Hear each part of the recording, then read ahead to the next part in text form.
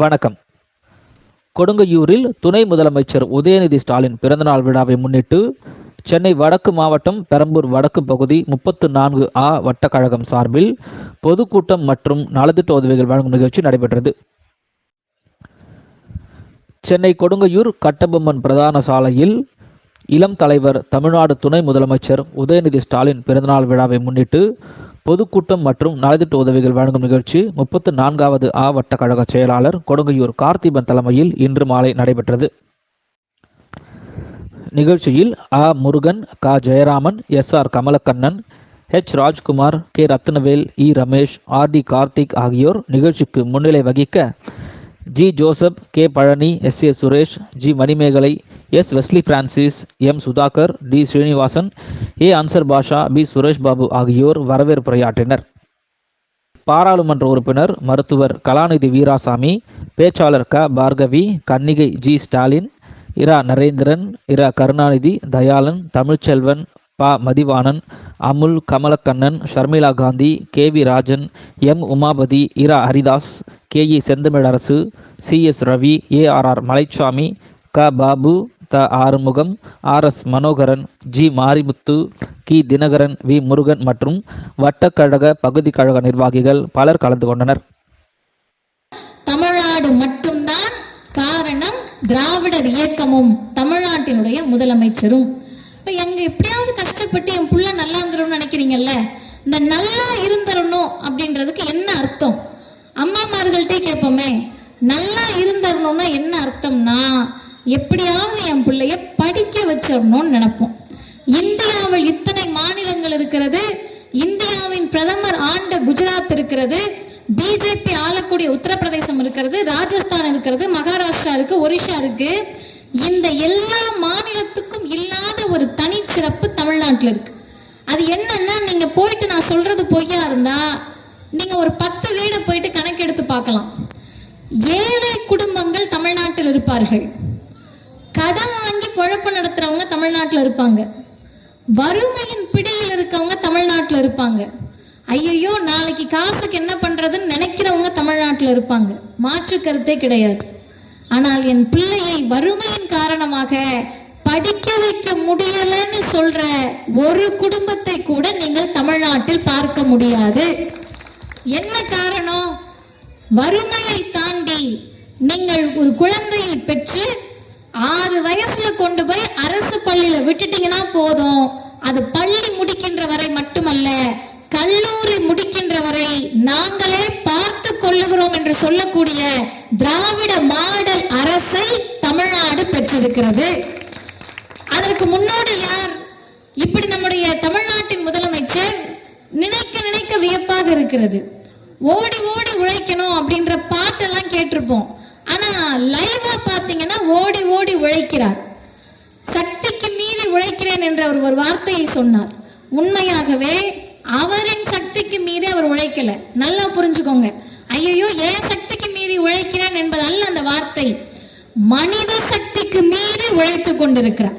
ஒரு மனிதர்னா ஒரு நாளைக்கு இவ்வளவுதான் ஓட முடியும், ஒடியார முடியும், இவ்வளவுதான் வேலை பார்க்க முடியும். அதற்கு மேல் உழைக்கிறார்கள் என்று சொன்னால், அருமை தோழர்களே, ஏன் உழைக்கிறார்கள்? இந்த இயக்கம் ஏன் தேவைப்படுகிறது?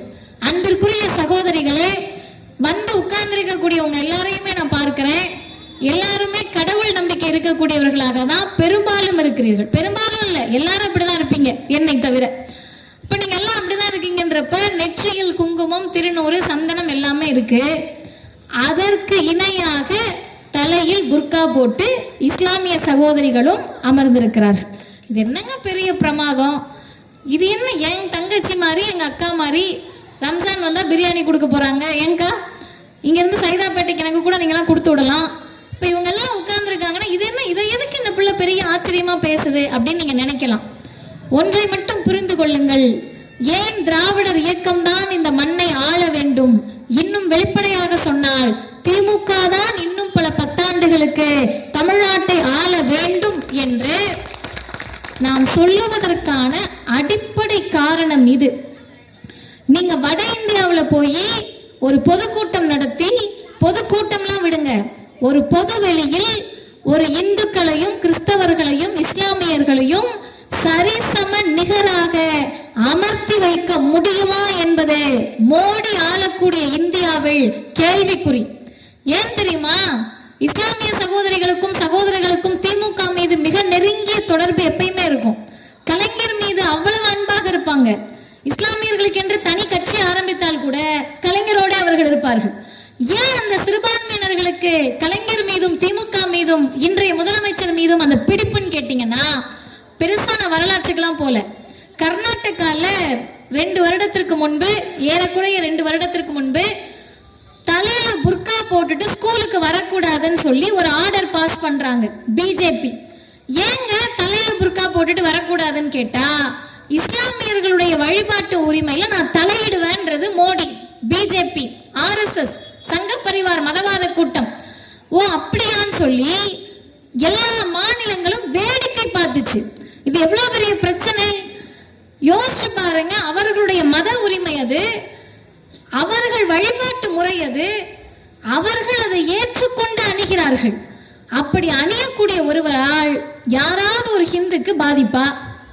இஸ்லாமியர்கள் தலையில போட்டிருக்க முக்காடுனால பக்கத்துல இருக்க ஹிந்து அக்காவுக்கும் அண்ணனுக்கும் ஏதாவது பாதிப்பா? ஒன்றும் கிடையாதுல்ல. அந்த அம்மா அழகா அந்த பாட்டி ஒன்றும் கிடையாதுமான்னு கையாட்டுறாங்க, ஒன்றும் கிடையாது. ஆனா அவங்கள நீ போடக்கூடாதுன்னு சொல்றது கர்நாடகா பிஜேபியினுடைய நோக்கம் என்பது மத மோதலை ஏற்படுத்துவது, கலவரத்தை தூண்டுவது, மத வெறுப்பை தூண்டுவது, இந்துக்களை இஸ்லாமியர்களுக்கு எதிராக திசை திருப்புவது. அப்படிலாம் நடந்துகிட்டு இருக்கு. இந்தியாவின் பிரதமர் மோடி இந்துக்களின் பிரதமர் அல்ல, இந்தியாவின் பிரதமர். அந்த மோடி வாய் திறக்கல. உள்துறை அமைச்சர் அமித்ஷா அப்படி பரபரப்பான சூழலில் போய் இஸ்லாமியர்களுக்கு எதிராக கர்நாடகாவில் பேசிட்டு வராரு. அந்த பிரச்சனை நடந்த அடுத்த மாதம், அருமை தோழர்களே, பெண்களே, தமிழ்நாட்டிற்கு இந்தியாவின் பிரதமர் மோடி வரார். இதே மாதிரி நம்ம காசுல நம்ம கொடுக்குற நலத்திட்ட உதவி அதை அவர் கொடுக்குறாரு. அப்படி கொடுக்க வருகிற போது தமிழ்நாட்டின் சார்பாக கொஞ்சம் மக்களை அந்த உதவிகளை பெறுவதற்கு கூப்பிடுவாங்க. அப்படி கூப்பிடுறப்ப தமிழ்நாட்டினுடைய முதலமைச்சர் மாண்புமிகு தளபதி ஸ்டாலின் அவர்கள் என்ன பண்ணார் தெரியுமா?